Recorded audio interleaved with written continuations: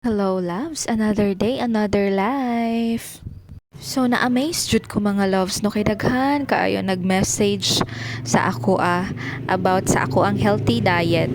Giunsa nako pagpapayat, isip usa ka inahan o as a mom of two. So dili nako gina-gatekeep na mga loves kay gusto ko makatabang sa mga mommy nga gusto mag-diet.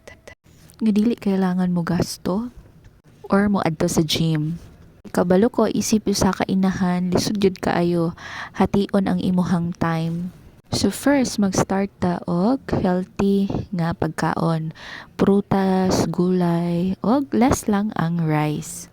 And sa snack naman, pwede ta mag-snack og like saging, kamote, kamoteng kahoy. Kani akong gikaon mga loves is banana Q ni siya. Kung gusto kang mas healthy gyud katong, pwede nilungag nga saging, nilungag nga kamote, ami kayo ni parisan og kape. Sa kape naman mga loves, ang gina-recommend nako is katong stick og gamay lang na sugar, walay creamer.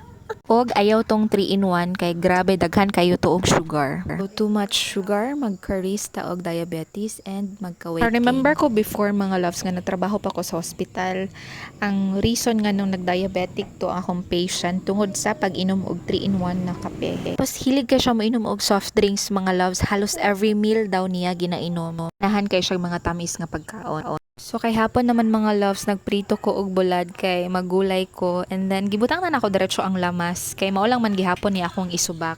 So ginisang munggo with alugbati o kaning repolyo. Mga loves, did you know na ang Malabar spinach o kaning alugbati daghan kayog vitamins?